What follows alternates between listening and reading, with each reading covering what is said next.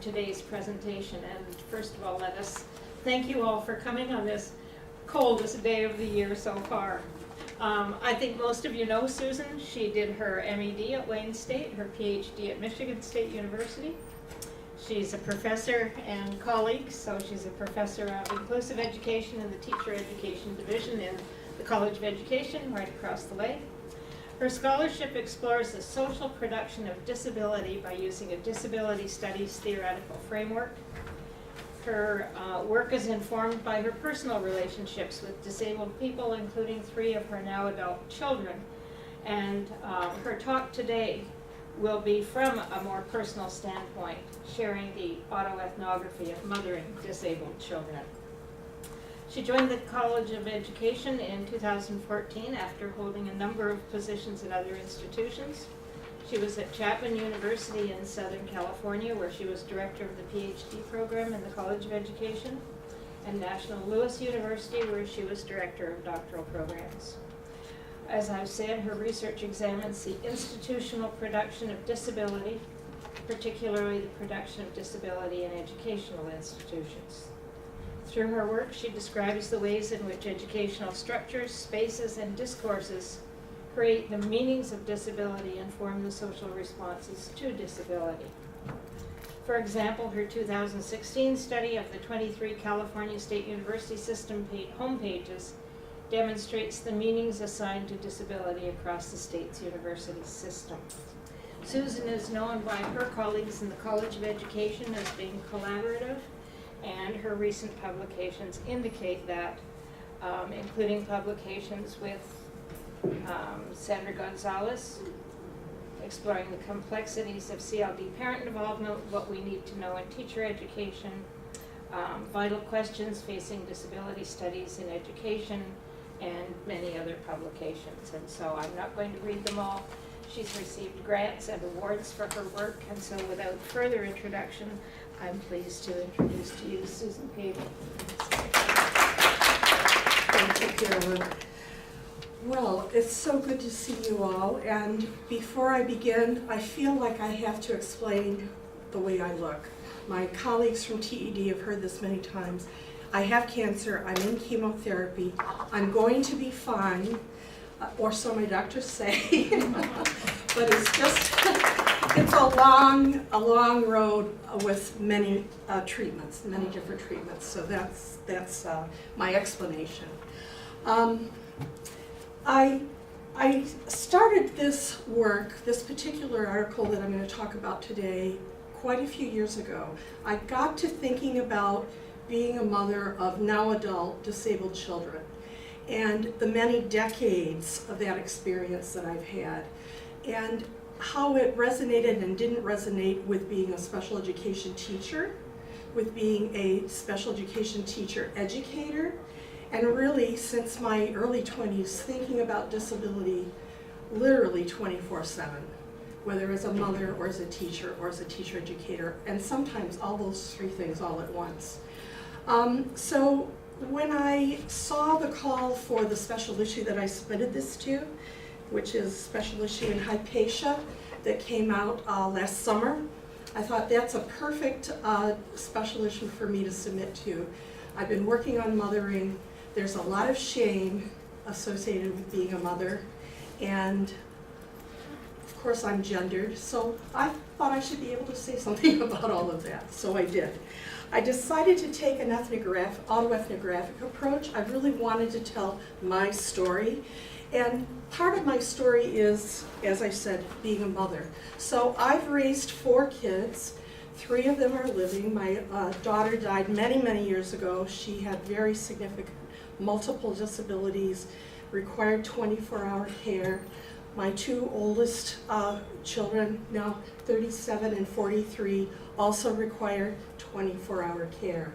So these are adults who live dignified lives because their dad and I work really hard to make sure they get to live the lives that they want to live.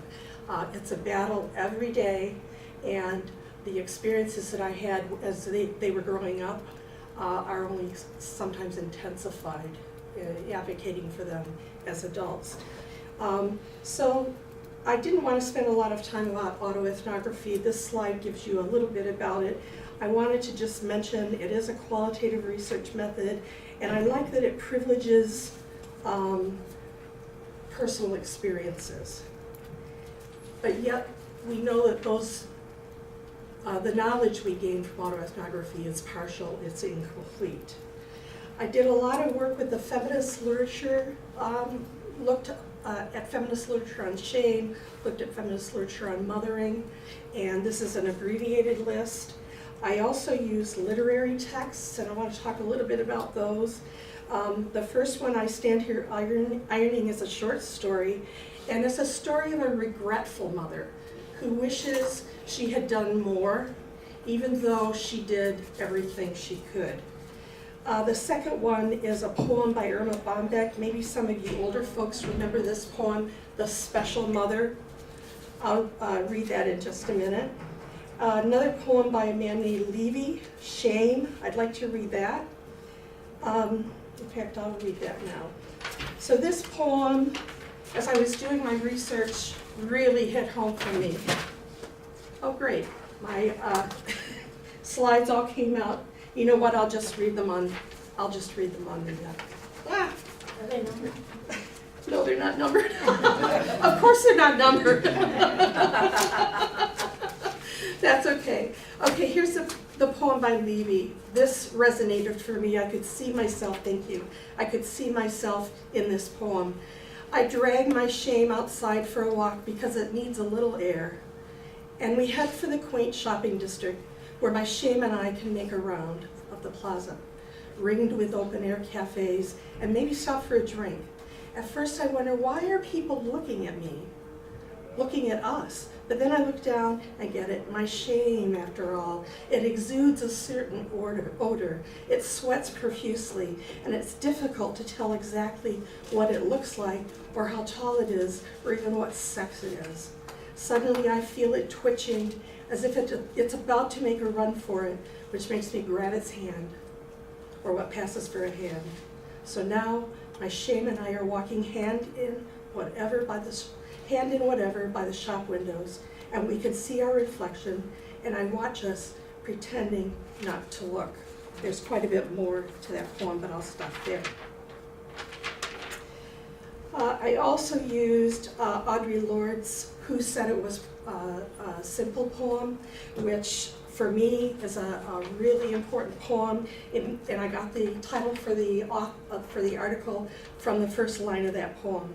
There are so many roots to the tree of anger that sometime the branches shatter before they bear. I also used Kafka's The Trial. In particular, I was interested in the way Kay was arrested in his bedroom, in his bedclothes. The officials arresting him acted like this shouldn't be any big deal, and he really should know what he's being arrested for. He's told that he should continue working even though he's arrested. That's how I felt, like a mother who'd been arrested, and I didn't know why I had been arrested for a long, long time. And in the end, Kay, or at some point, Kay asks for a public discussion of a public wrong. And that's what this is for me, a public discussion of many public wrongs. I also used a poem by Stas called Shame, and that was the literary text that I used. Okay.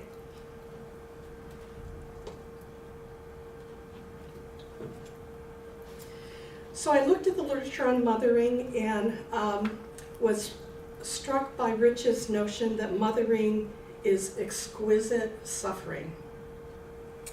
That has been my experience.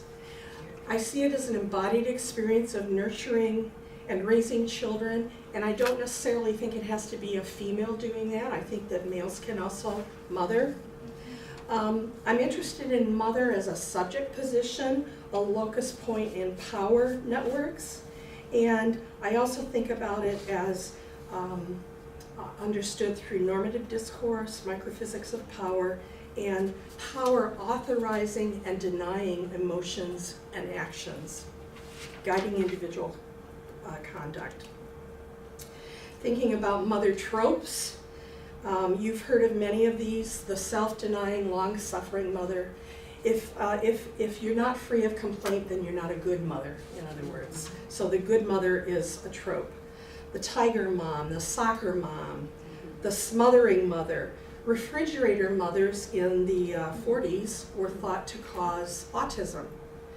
And that lasted for a few decades, actually, before people understood differently.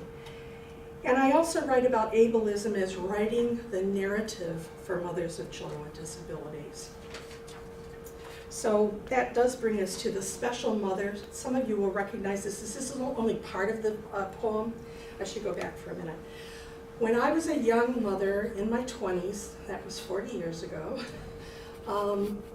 this poem was published in the newspaper. And my mother cut this poem out and gave it to me. At that time, I had 2 or 3 kids, and she saw me in this poem. This poem made a lasting impression on me and a lot of other mothers of disabled children. And it wasn't until I worked on this autoethnography that I realized how it sort of was integrated into my way of thinking about myself as a mother. So she says in the poem, most women become mothers by accident. I'm sorry. God is talking to an angel in this poem, okay? So God is saying, most women become mothers by accident, some by choice, a few by social pressure, and a couple by habit. This year, nearly 100,000 women will become mothers of handicapped children. This was in the 80s, and that's the language we used in those days. Did you ever wonder how these mothers are chosen? Somehow I visualize God. Now this is the narrator of the poem. Somehow I visualize God hovering over earth. Finally, he passes a name to an angel and smiles. Give her a handicapped child. The angel says, but does she have the patience? I don't want her to have too much patience or she'll drown in a sea of self-pity or despair. Once the shock and resentment wear off, she'll handle it. I watched her today. She has that sense of self and independence so rare and so necessary in a mother. You see, the child I'm going to give her has a world of its own. She has to make it live in her world, and that's not going to be easy to do. Yes, here's a mother, here's a woman who I will bless with a child less than perfect. When her child says mama for the first time, she will be witness to a miracle and know it. I'll be at her side every minute of every day of her life, because she's doing my work as surely as she is here by my side. And what about her patron saint, asks the angel, his pen poised in the air. God smiles. A mirror will suffice. So here we see the mother of a handicapped child being set on a pedestal as a saint, as very saintly. I also want to mention just very briefly how I use disability in this article. I don't use disabled people as the subject matter of my work. I use a social interpretation of disability, so I actually look at disability kind of like people would look at gender or race. So it's a social category that I'm examining. I see it produced ideologically by ableism or the structural exclusion of people with impairments. And I see it as a fluid, situated identity. I did a lot of reading on shame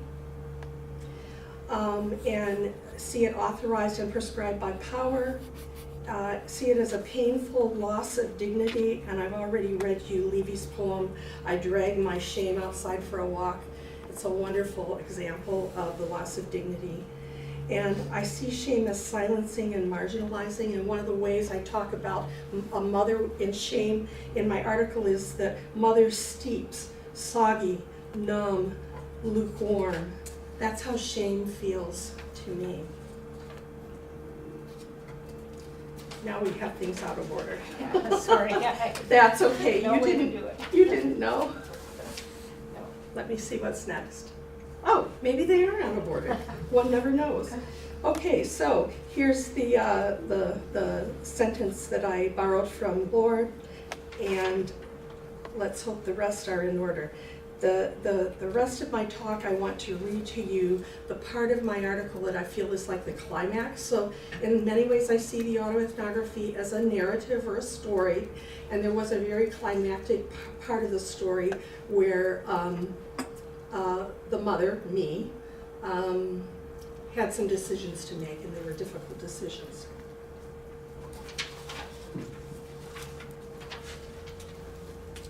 The chemo makes my mouth very dry.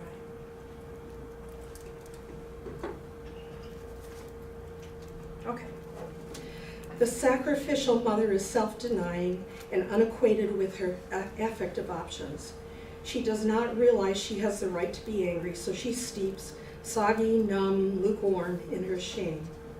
She may harbor feelings she labels as frustration, disappointment, or discouragement, but she's unlikely to call her feelings anger, since anger is unbecoming of her gender and of the good mother. Therefore, she attributes negative emotions to her own shortcomings and attempts to wrangle and manage them as imperfections, even while she admits to her flaws and the shame of them. Cramming her emotions into dark penetralia, she thinks her shame is her own experience of the self by the self. She eventually chokes on shame's bile. It rises, she gulps it down. It rises again. She gulps again and again. She cannot afford to taste the sewage of self-pity. Better to swallow it. Better to avoid talking about it. Unfortunately, Mother does not realize how shame is imposed upon her by poetry clipped from the newspaper and offered in awe. Stolen glances and swift glances away. Other mothers shushing their children when they stare at her child. The friend or family member who doesn't have time to babysit, visit, or call. The teacher who urges her to do more or less, but never acknowledges her doing the right amount. The faithful who pray for her child to be healed and pray to her for her to have patience. I've had all of those experiences. With each indignity dispensed to her or her children, Mother has a prick of anger, but she's unaware of the tree of anger, even when it germinates, sprouts, and swells within her. She does not realize that her shame can generate anger, and anger can serve her purposes. Moments of heart-pounding, white-hot anger eat clefts into her living, and she defensively pushes her anger away while berating herself for her unexpected brazenness. She's consumed with the hidden labor of managing her emotions. Yet without embracing anger, the branches of her tree of anger may shatter before they serve her.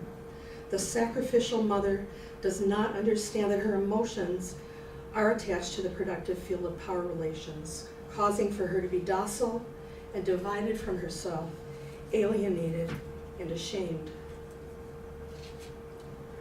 When things eventually go askew, as they inevitably will, Mother's self-talk colludes with shame and deflects anger's promise of transformation. If you get angry, people will avoid you. People don't like to be around angry mothers, shame cautions. Angry increases your cortisol levels and makes you fat, warns shame. You know you can't think straight when you're angry, blames shame. It's okay to feel a little angry now and then, but don't dwell on it, consoles shame. Your mother was angry and you don't want to be like her, do you? Reminds shame. Look at the wrinkles on your forehead. Staying angry will make them permanent, admonishes shame. One day, with defenses weakened, Mother startles blurry-eyed, unable to gulp anything down. What once felt colorless and listless now roils with flaming sparks of awareness. She realizes she's balanced precariously on a pedestal at the edge of a cliff. Shame, her familiar, now seems useless and weak, but what else is there? Mother teeters on her sacrificial pedestal. She doesn't perceive the throbbing, drumming, vibrating in her chest as a pulse of anger. This is the gift of transformation, but will she seize it? It feels dangerous and risky as she tries to push it away, hoping to bury the unfamiliar. She peers across the affective chasm, dangling helplessly on shame, sometimes with barely a toehold, other times on her knees, clutching the edge, white-knuckled, tearful. She's afraid to leave shame and vault toward anger. She's paralyzed by the dizzying rush for which she has no vocabulary, no intimacy. If she jumps, she may fall and be lost. If she stays where she is, she remains on familiar ground, perilously close to habitus. Mother can now see her options. If she takes the risk and leaps toward anger, she may fall and have to climb back up. Having fallen, she's fully awake, heart pumping, breathing heavily. She can clamber back to her pedestal, where life is mundane and anemic, but oh, so familiar. This is an easy climb. The footholds are where she remembers them. Her hands know where to grasp without looking. The pedestal might not be so bad after all, with this permanent impression of her heavy body. See the people on the edge of the cliff waving Mother to climb up. Her daughter's teacher, her son's doctor, the neighbor next door, the family member, the restaurant owner, bus driver, store clerk, social worker. Or Mother can choose the more difficult ascent. She can scratch and claw her way toward anger, but Mother, do not look up. Stay focused on securely placing hands and feet. Ignore the cacophony coming from behind, urging you to descend. If you reach the top, you become a new mother, a vigilante mother. You will insist that your children live dignified lives. You will resist policies that segregate your children for their own good, or because this is the best placement, or this is where we have the resources and teachers who are trained to deal with your child. You'll embrace your outsider status as a woman who viscerally understands the world because you have the vantage point of outsiders looking in on it. This will be an uncomfortable embrace. Pariah, marginal, peripheral woman, engorged with powerful, agitated, compelling fury. Cling to anger, and despite ridicule, stigmatization, misunderstanding, and blame, you will refuse to accept that your children are less deserving, and you will have the strength and courage to withstand. Anger is the vigilante mother's response to injustice. And that's the end of the climax of the story. It wasn't very long. I guess it's time for discussion. Whoa, fall off this chair yet. Yeah, before I open the session to questions or comment, I want to thank you for a really powerful presentation, and I think a very timely one. We have thought a lot about racial injustice because of Martin Luther King's words in the last couple of days. We need to be reminded that there are other kinds of marginalization and oppression and injustice and prejudice, and you've done that really powerfully. And we also appreciate the autoethnographic approach and its power as you remind us about the importance of emotions. And so join me in thanking Susan for her presentation. I'm sorry it wasn't longer. No. Well, they'll make it longer as they ask you questions. Over to the rest of you.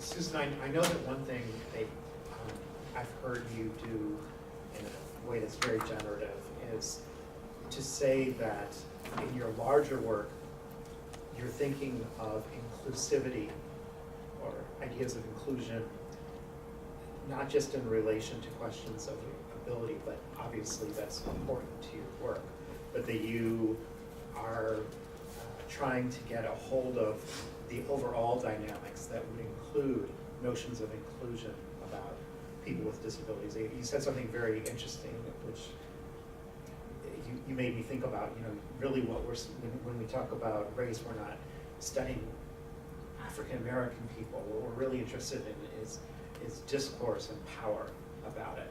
And so I'm wondering, I'm thinking you would probably answer somewhat similarly, but to the larger question, but how, could you say more about, as you move from being positioned formerly as a special education prof to a prof who's working in curriculum studies broadly around issues of inclusion, how you are viewing the different operations of power and discourse in those different vectors, ability but also the others together. Does that make sense?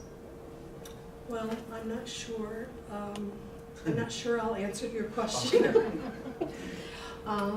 First of all, I've never really had the identity of myself as a special education prof or a special education person, because only my undergrad was my only degree in special education. And so I've always kind of seen myself doing disability studies, curriculum studies.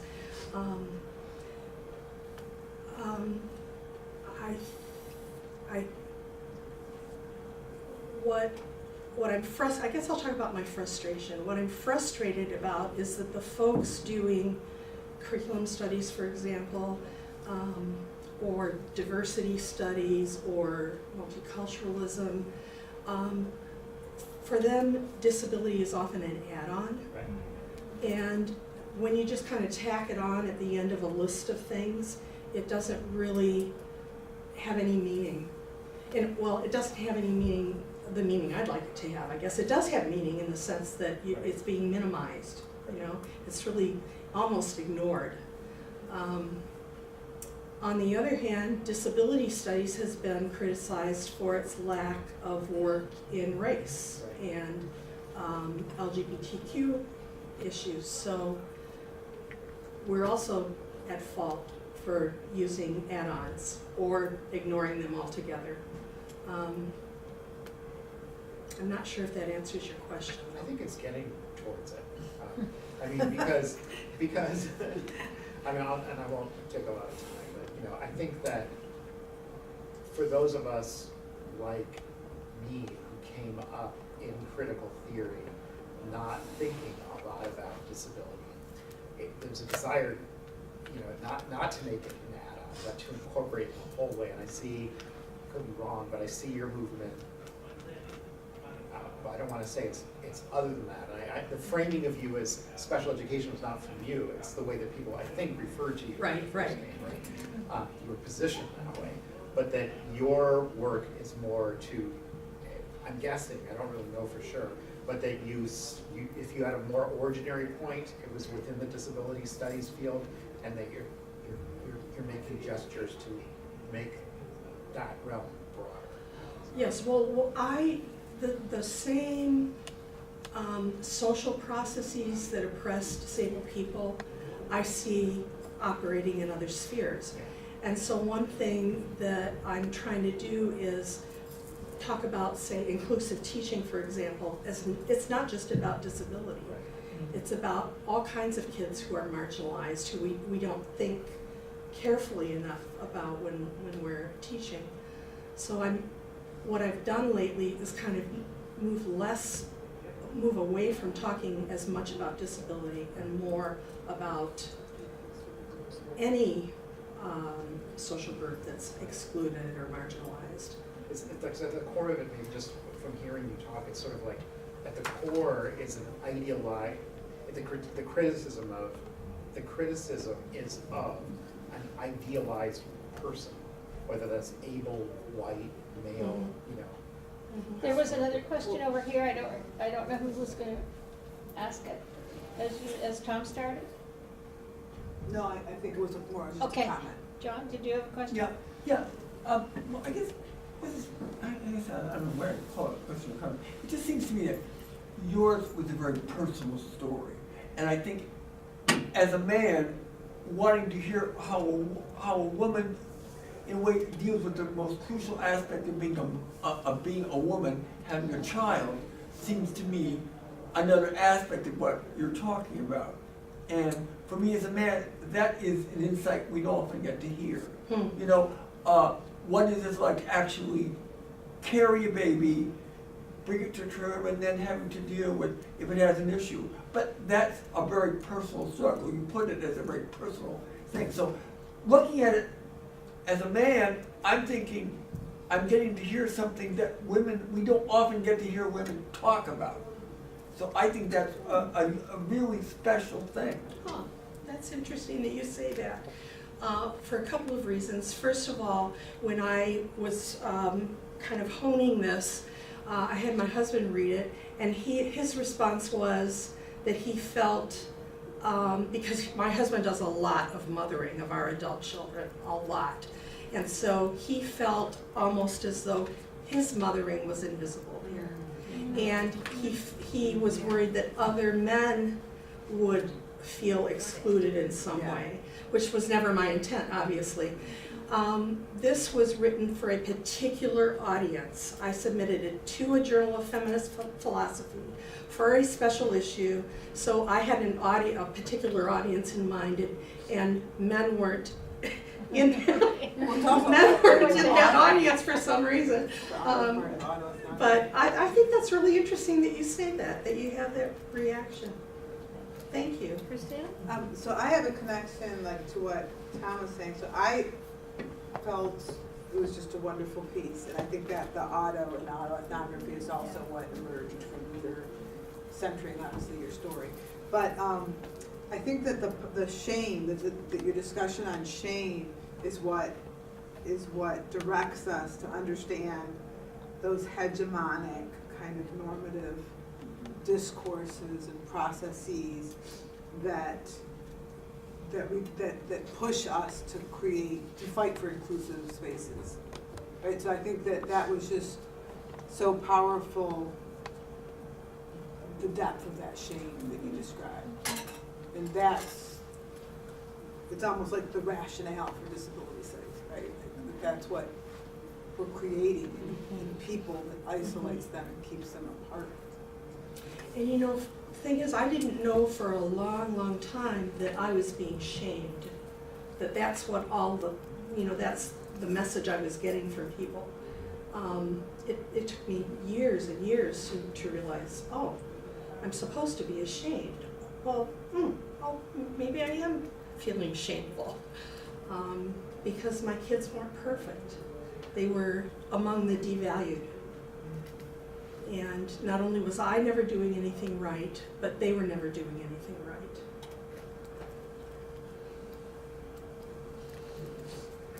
Oh, and one thing I forgot to mention was that in the piece, I used shame as a transitional affect. That it actually was the affect that launched me to anger. Some folks don't see it that way, don't theorize it that way, but that's the way I theorized. And that was actually my takeaway from your presentation and the article is. Can you speak a little louder? Sorry. Is the kind of the struggle along with shame, but towards anger, like the part you talk about, she fell off the cliff, then climb up, and then like I like the two parts that you talk about, the pedestal, and then the ways towards anger, and I can put so many. Even though everyone's experience very different, but that part really links to people's different experience. So I think that speaks to your inclusive aspect of it. It's even though it's your autoethnography, even though this is your personal experience about mothering with disabled children, but that part is really about struggling. Like, do I go towards anger of those injustice of all this like unfair structure, or I just drag along with the shame and go back to that pedestal and people just gonna keep me there, keeping me away, but don't let me express how I feel really. And the interesting thing about that pedestal is that at the same time it's a pedestal, you're put on that pedestal, but while you're on that pedestal, it almost serves as a way for you to not realize what's really happening, why you're really on that pedestal. And a lot of different kinds of people could be on that pedestal, right? For all different reasons and experiences. Yeah. Pedestal as almost, from what you talk about, it's almost as a punishment. Not a punishment, but it's a gauged, it's a caged space. A cage, yeah. It's a caged space. It's up there, it's further out, so people don't have to react with you, really. Yeah. Can you say a little more about anger as power? Well, You know, I think that many, if not most people, think of anger as a negative affect, right? It's unhealthy, it will make it hard for people to get along with you, you might be impulsive if you're angry. And in fact, I presented on this paper to the psychology, and the class psychology doctoral students and faculty, and that was the response that they gave me, that, you know, that the way they see anger is as an emotion that can be harmful, that can make you ill and unwell and cause problems. Particularly for women, right? Particularly for women, yeah. Yeah.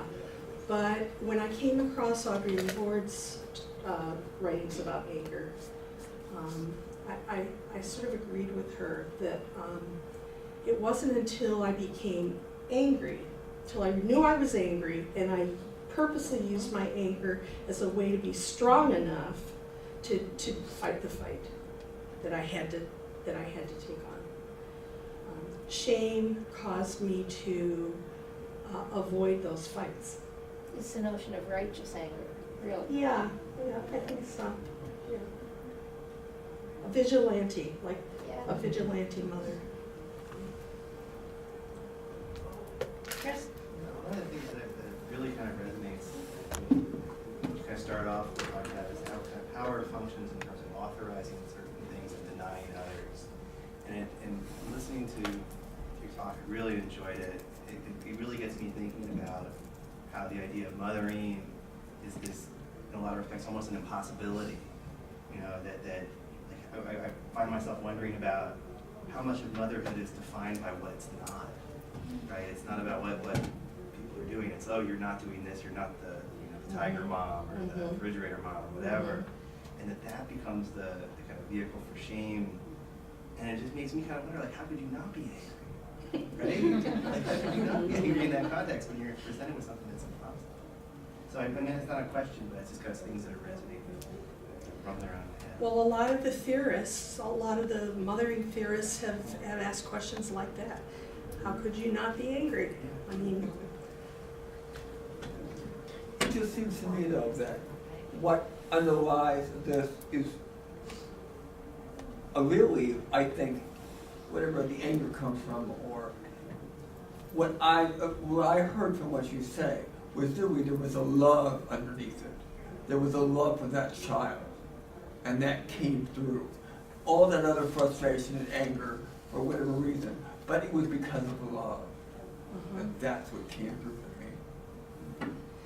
well, and I could have written an autoethnography where I used love as the affect, and that was what made you strong enough to do what you needed to do. But I'm not sure that would have been enough. I think I really needed the anger. But the anger was there because of the love. And also love of self, Yeah.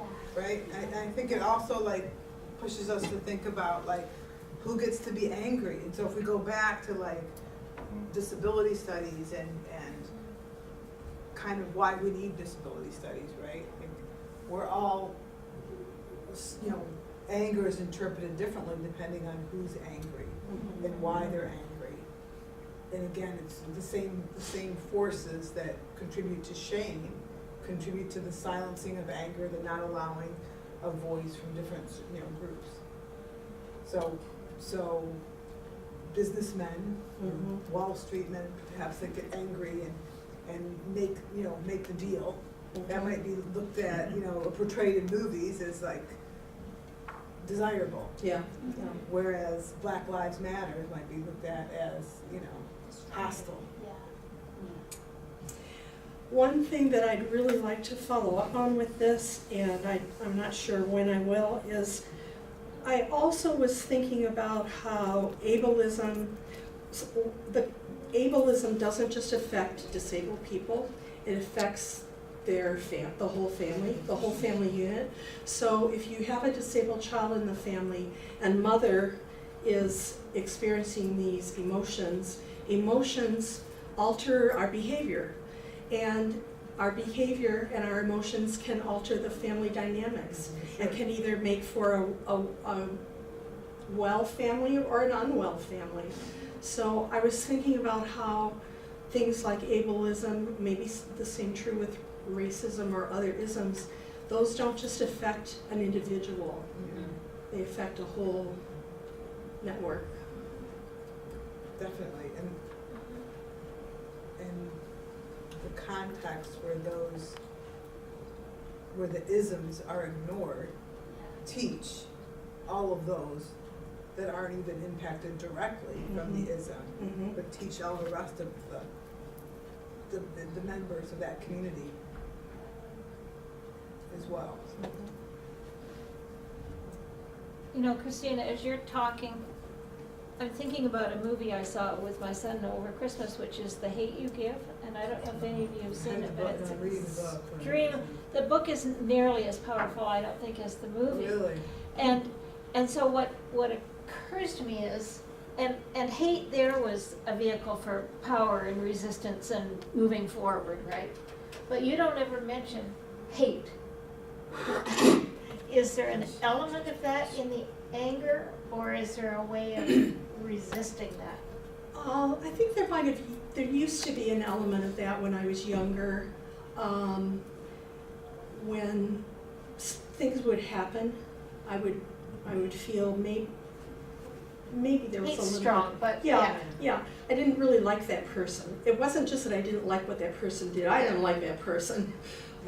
So for example, when my oldest son was maybe 10 or 12, a psychologist was working with him in school, and my son, who's very hyperactive even today, was reaching for scissors. And the psychologist grabbed him so hard that he came home with hand bruises. Well, I had a personal vendetta against him. And there were so many examples like that, so many examples. And eventually I came to realize that because I believe that power allows us to, allows us to behave in certain ways, or maybe even expects us to behave in certain ways. Requires it even. Requires it. Well, then, the onus isn't on the individual as much as the structural. Yeah. Yeah. So when I saw it that way, I was able to deal with it differently.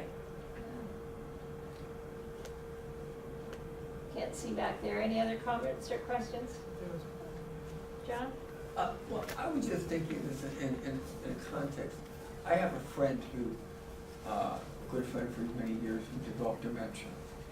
And we were very good friends over the long term, but seeing what happened to him as the dementia got gradually worse got me to thinking about, first he was losing a lot of not only abilities and all that, but the impact that it had on me and what it did to his family. And I think in a way what you are talking about is kind of a similar thing. What a mother goes through when she is confronted by a child who can't do what we normally think of children doing. And that must bring a lot of frustration and all these other emotions. So I'm thinking in the context of both one person losing what they had, but in this case, a child not having what is normally expected, and that frustration was built. But still the love is underlying this. So I'm seeing two of that, and yet your words convey the frustration of all of this at one time. It must be overwhelming. It has been overwhelming. Writing this autoethnography, autoethnography was overwhelming. There were times when I was typing and crying. It was actually therapeutic, which a lot of people say that about their autoethnographies. An interesting layer to the story, which I didn't write about, but I'm going to talk about because of some things that you've said in terms of mothers having children that aren't able to do what they expected them to do. So some people see giving birth to a disabled child as requiring a grieving process, like I'm going to grieve over the loss of the child I thought I had. My kids are all adopted, so I didn't give birth to any of them. So when they came, to the extent that you can know what you're getting, Yeah. which is very little. But I knew that they were disabled. I knew that they had very serious conditions, and now things evolved very differently than I would have expected. Even knowing that, life has taken its own twists and turns. How does the adoptive piece play into the shaming and the anger? I don't know. I haven't thought about that. Part of it, I'm just thinking without thinking now, talking without thinking. Part of it could be that I didn't have the experience that I think John is alluding to. Right. That I grieved over the loss of a child I thought I was going to get. I mean,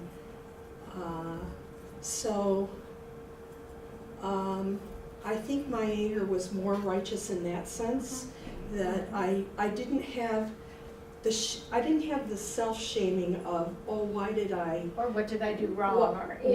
or why was I so disappointed in this child, you know? Right, yeah.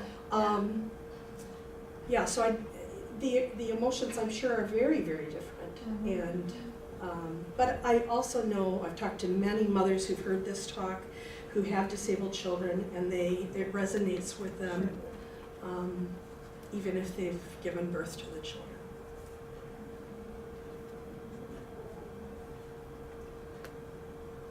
I had a doctoral student many years ago when I was in Chicago who did her dissertation by interviewing mothers of children with Down syndrome. And in her interviews, unbeknownst to her, we later found each of them told birth stories. And the birth stories were very upsetting to us because the mothers had traumatic experiences interacting with the medical staff.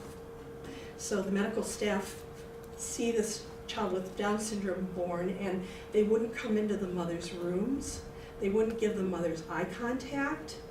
They wouldn't give the mothers their baby back when they asked to please see their baby. It was just a really traumatic experience.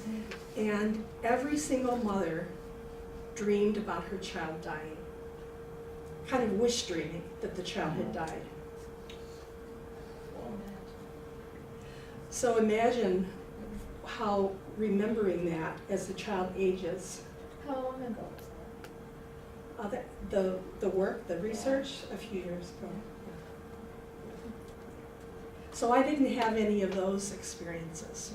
I didn't have the guilt from that kind of thing either.